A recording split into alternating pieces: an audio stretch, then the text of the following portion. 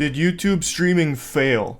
I'm using past tense because according to a lot of people, it's already buried 6 feet under. There's been a lot of YouTube exclusive streamers over the last month or so that have announced that they're moving back to Twitch or that they're going to be multi-streaming now that their YouTube contracts are up. So the perception is that every YouTube streamer is basically just in purgatory, scratching at their neck, waiting to get back to Twitch. And it kind of has the same reputation Mixer did a long time ago, God rest its soul, where people that were previously on Twitch took a bag from YouTube, had a little paid vacation for a year or two, and then go back to Twitch eventually. And as a former full-time streamer on both platforms, I feel like I'm John Constantine, walking the line between worlds here. And I feel like I just have oodles of insight on this subject. Now, since I've entered my senile years, I have elected to go part-time, so you can hang that jersey in the rafters, or if you're a tier 3 sub on Twitch, you can go ahead and downgrade that puppy or just stop it altogether, because at this point it's kind of like the GameStop trade-in of value. You're not getting a whole lot of bang for your buck with how little I've been streaming recently. I did stream all weekend for the Apex Major in Germany. We were watch partying our squad. Absolutely fucking clapping cheeks out there. Just posted a video on that as well if you'd rather just watch like the condensed version. So it's a topic I really want to explore. And it turns out Ludwig already beat me to it, that rascal.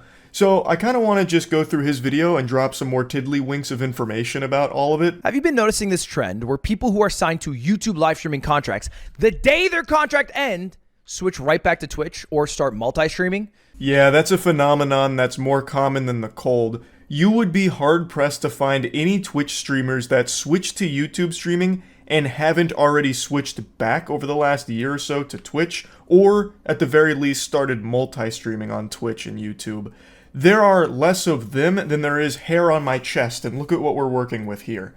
Everyone seemingly that switched to YouTube streaming, either through YouTube contracts or through Twitch's fumbling over the last couple of years with like some policy changes as well as like some platform direction that people were upset with, have over the last year or so switched back. Because Twitch started to find their footing again with some of the changes and changing things around, like reverting a couple of things, as well as YouTube no longer doing streaming contracts. So it seems like everyone's flooding back to Twitch the second they can. YouTube and YouTube Live not changing isn't because they move slow. It's because YouTube Live isn't a priority for YouTube. But your friends that went to YouTube are all coming back, Sushi. Yes. Yeah. Dan Clancy, cool as a cucumber here. I'm actually shocked he didn't have a cigar in his mouth delivering this little speech. Like, he's basically just dancing on the grave of YouTube's reputation in the public eye. There was a time when everyone, myself included, thought YouTube was going to be a real threat to Twitch's market share. Because Twitch has had the streaming ecosystem in a titty twister for years. They've had the nipple clamps on those honkers. And YouTube started to get a lot of momentum with streamers that were native to Twitch switching to YouTube even without a contract. But it seems most streamers grew tired of YouTube doing absolutely nothing besides letting the streaming element of their site wither, fester, and die. So pretty much all of them have switched back to Twitch at this point, except for the ones that are still under contract or banned from Twitch. But there was a moment where it really did seem like YouTube was encroaching on Twitch's stranglehold on the industry. And at the height of this, Dan Clancy was interviewed asking, are they panicking? Are they worried about Twitch users switching to rival platforms? Is Twitch going to do anything to keep users and streamers on their site? It was also public knowledge at this time that Twitch had completely stopped doing contracts for even their biggest streamers. They just put the kibosh on contracts entirely. And Dan Clancy just said nope. In fact, he encouraged everyone to try alternatives. Like if they want to stream on YouTube and Kick, go for it. Go hog wild. He said that he believed that all of them would be back to Twitch because he believed in the platform being the best that streaming had to offer. And it seems like his bet has paid off so far. Like Luigi, he won without having to do anything. It seems most streamers that went to other platforms are all starting to flock back to Twitch. You know, when Myth ended his YouTube contract, I believe he took a break. He stopped streaming on YouTube. Lily, the moment her contract ended, switched back over to Twitch. Dr. Lupo, when his contract ended, started multi-streaming. Tim the Tapman today said he was going to start multi-streaming on Twitch and YouTube. And look, his viewership is better on Twitch after 3 years, I think, on YouTube. than it is right now on YouTube. And that's a pretty crazy thing. So the perception and the fear for a lot of streamers was if they left Twitch, if they ever decided to come back, their viewership wouldn't be what it once was, or their sub count would be significantly lower. But time and time again, it seems like that's just not the case. Not just Tim the Tatman, but there's been other streamers that have gone to other platforms that have come back to Twitch and have been in pretty much the exact same spot that they left off in, no matter how many years had passed. Everybody knows when you switch platforms, your audience doesn't necessarily follow you. You're definitely not getting the whole kit and caboodle to come over to the new platform that you've come to. You're lucky to get like even a fraction of it. Like, yeah, you'll hit like huge peaks for the first couple of streams with people like, you know, trickling in just to check it out. But that audience you built up on the previous platform, they're most likely just going to go back to that because that's the platform they're most comfortable on. So if you're not on it, they'll probably just find another streamer, and maybe they'll occasionally tune into you on the other platform, but for the most part, they don't get converted to the new platform that you've switched to. So with the example here, Tim the Tatman, he built up a YouTube streaming audience, and now that he went back to Twitch, that Twitch audience he used to have, it seems like they're still using Twitch and look to be receptive to Tim the Tatman being back on their preferred platform, so his viewership has kind of stayed pretty much the same there. And nothing fucking changed. He's literally doing better on Twitch. And you might be wondering, okay, why are streamers switching back to Twitch? Well, one might be because they do better. They get more viewers. Two, it's because they also make more money. I saw someone say sub count, by the way, earlier. I didn't answer it. I apologize. I'm not making up messages here. We are at 6.3. Crowd, our game's over. Wait, so you have an official number? I'm joining up. We're probably closer to 6.5, if I had to guess. And Tim basically says he got 6,500 subs in one single stream on Twitch, and on YouTube he had 14,000 subs. So he basically got almost half his subscriber count in one day. So he's going to start making more money from Twitch subs than he ever did from YouTube members. That is another huge thing. That one is a big ol' fucking set to wumbo explanation for why a lot of people will switch back to Twitch. The earning potential on YouTube streams is substantially lower than it is on Twitch. Twitch is a platform with culture. Chat experience on Twitch has always and will always be better than YouTube. Period. Hands down. There's nothing YouTube can do to really beat that, and it doesn't seem like YouTube's even trying. They're just waving the white flag on that. They're just eating the huge fucking L on just having a bad chat experience compared to Twitch. But also, Twitch just has a culture of subbing. Like, Twitch has Prime subs, which is something you can do for free for your favorite streamer, where you sub to them with Twitch Prime, and it's free for you, and the streamer gets paid. Like, that is a deal YouTube just can't match. And it's extremely beneficial to the streamers on Twitch. So Tim the Tatman can make in one day what it took 3 years for him to make on YouTube, at least when it comes to like membership numbers versus sub numbers. So YouTube has a sub equivalent with members, but nobody fucking uses it. Most people don't even know it exists. Also, it's not even functional on mobile. You have to go outside of the YouTube app, like on like a different browser on your phone in order to even find the join button for most channels. Like, it's not something that's integrated into YouTube streaming. So most streamers on YouTube will never come close to the amount of subs a Twitch streamer will have. And they won't even come close to the amount of money a Twitch streamer earns if they are streaming on YouTube. So that's another really enticing reason why a lot of people that were streaming on YouTube are going back to Twitch. Also, another obvious one is discoverability. The main critique of YouTube streaming since its inception has been how hard it is to navigate and how difficult it is to even find streams in the fucking first place. And they have done little to improve that. Any channels that have found success streaming on YouTube are channels that already had an audience before they started streaming or had an audience from elsewhere that came in for those YouTube streams. Anyone that's just starting with streaming on YouTube, it's not going to bring in any viewers because discoverability is non-existent. YouTube is actually really good when it comes to like event streams though. So this is something Ludwig also talks about. If a big moment happens in an event, like grand finals is going on in some kind of big tournament, and a lot of people start flooding in, well, YouTube recognizes that and then actually starts recommending that stream outside of the normal little bubble, like the quarantine unit that it keeps streams in. So then you actually will get some eyes on it. But if you're like just daily streaming normal shit or just starting out streaming, you're not going to have that stream go to anyone outside of whatever audience you've already built up going into it. You have better odds of writing your YouTube handle on a paper airplane and throwing it out of your window and hoping a neighbor sees it and checks it out than you do just streaming on YouTube and relying on them to push it. It doesn't happen. Whereas on Twitch, even though there are so many streamers to compete with in every category, your odds of being seen are higher. Your potential to have some viewers trickle in is just higher on Twitch.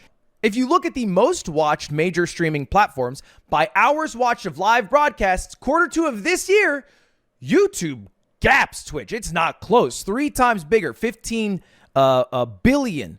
However, that doesn't exactly tell the full story. Because if you look at this, you also have to include, some people like YouTube's biggest live streamer by hours watched, which is not iShowSpeed. It is Lo-Fi Girl.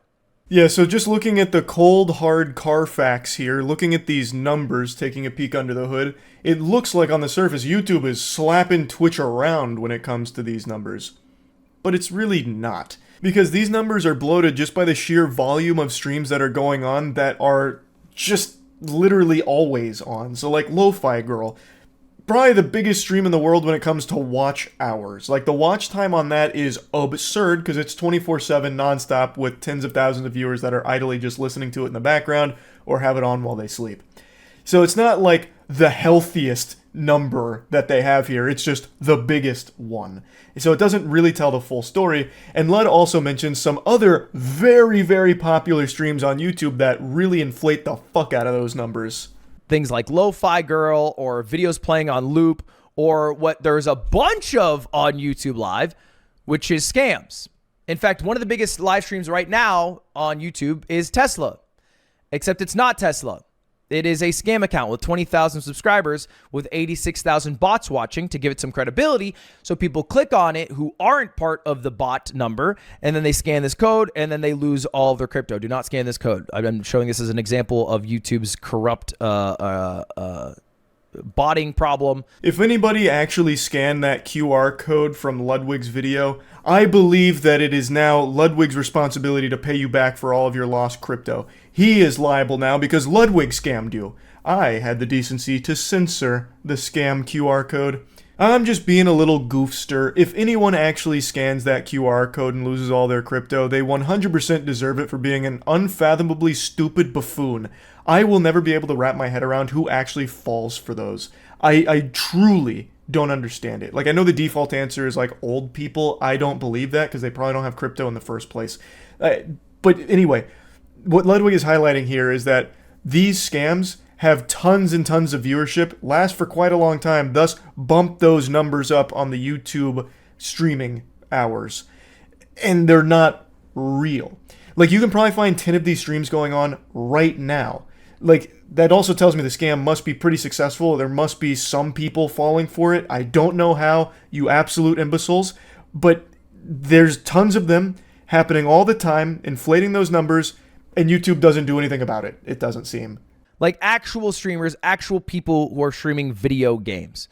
Well, then the contest becomes a lot more fair. And there's still a lot of huge streamers. I mean, look, Steak right now is live with 41,000 viewers. That is massive. That is a huge stream. When you look at the actual streams going on with real sentient human beings behind them, the number gets a lot lower than you would expect given the huge number that you can see in the data.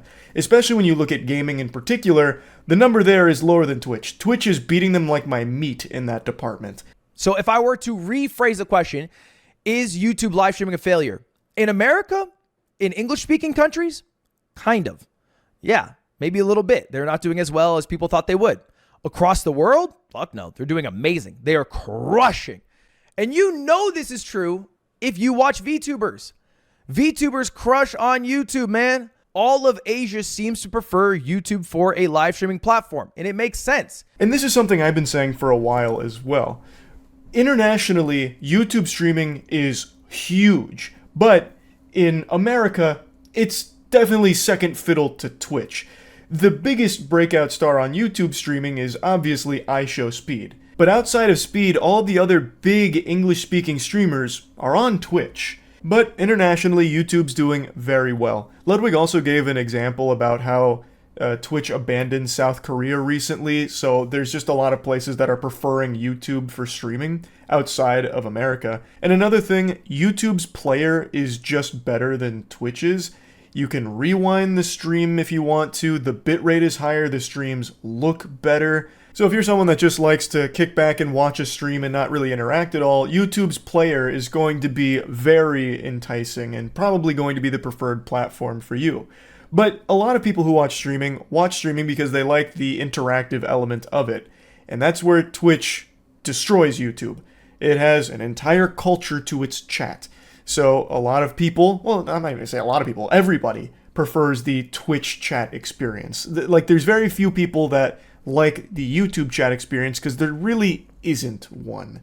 Like, even going to the biggest streams, you're not going to see a whole lot going on in the chat aside from like some spam here and there. But on Twitch, you'll see like entire discussions happening in chat or like a bunch of like inside jokes and all kinds of shit that just makes it feel like a real community as opposed to on YouTube's chat experience. Overall, I have a similar takeaway as Ludwig when it comes to whether or not YouTube streaming is a failure.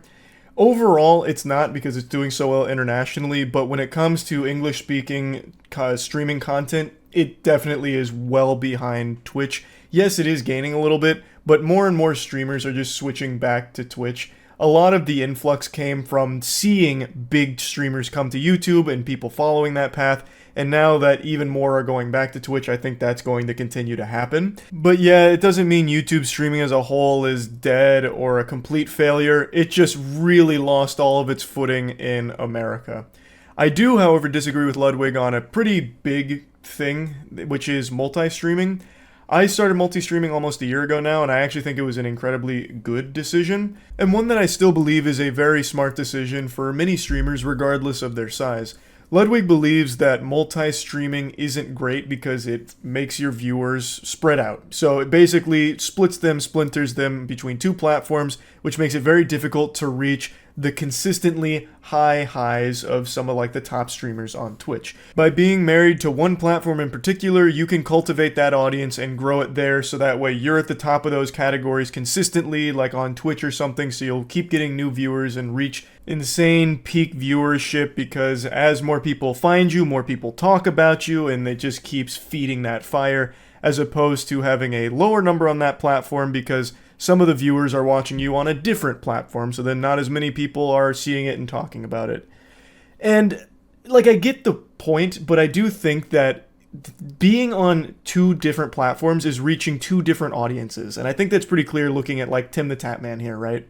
Like, his YouTube number is lower than his Twitch number, even though he started as a Twitch streamer and spent 3 years as a YouTube streamer. It's pretty clear that those have to be different viewers that are being reached. And I think there's a lot of value in that. For one, I think it's better for viewers because you give them the option to watch you on their favorite platform. So the viewers that prefer YouTube can watch you there if they want like the better player, or they can watch you on Twitch if they want the better interactive experience with chat.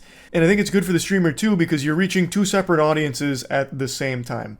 The YouTube audience and the Twitch audience, yes, there's definitely going to be overlap, but it's not like it's the same audience on both platforms that's been fractured. It's two separate ones, and I think there's definitely benefits there because if he wasn't multi-streaming, for example, he was only on Twitch, the 11,000 people on YouTube that were watching Tim might not be watching him on Twitch, so he'd stay at 17,000 over there and completely miss out on 11,000 eyeballs from YouTube. Plus, there is the added benefit that YouTube VODs are significantly better than Twitch VODs. So, when he finishes that multi-stream, his YouTube stream immediately saves as a video to his channel in the live tab that viewers can go back and watch, and also that gets put into the algorithm pretty often. There are streams that'll pop up in recommended, even if you're not someone already watching streams on YouTube, if there's some type of overlap in the algorithm between what video you watched and what stream gets popped up. So it also helps you in that regard, reaching a new audience that maybe found you through a VOD and then chooses to watch you on YouTube. So I just really think there's a lot of things that make multi-streaming a good idea, regardless of how big a streamer is. I think it's a very, very good idea for someone that's just starting out streaming, because you want to lat spread as much as possible to get your lats exposed to whoever is on whatever platform. Just spreading your wings as far and wide as they can go on as many platforms as you can, I think is great for anyone that's just starting with streaming. Which I know Ludwig does agree with. He mentions that. And he also mentions that multi-streaming is optimal for events. He thinks that's the one that makes the most sense. And he's right. Multi-streaming events is a great idea because it puts the event in front of so many other eyeballs. But I do really think it's a very viable strategy for just daily, consistent streamers as well. It just puts your content to more people, and I don't think it necessarily fractures your viewership all that much, because I really am starting to believe there isn't a ton of overlap between Twitch viewers and YouTube viewers. I think they stay in their own pockets with their preferred platforms, so I don't even think you take a huge viewership hit when you start multi-streaming. When I started multi-streaming, I was averaging like 11 or 12,000 viewers on Twitch, and then I started multi-streaming, and then my average on Twitch went down to like 8 or 9,000, so it was a little bit, but then I gained about 15,000 on YouTube. So, you know, it really doesn't seem like it's that big of a trade-off when it comes to multi-streaming. I really think it's more positives than negatives. But anyway, I just wanted to yap about this as a part-time streamer, just kind of wanted to weigh in here. That's about it. See ya.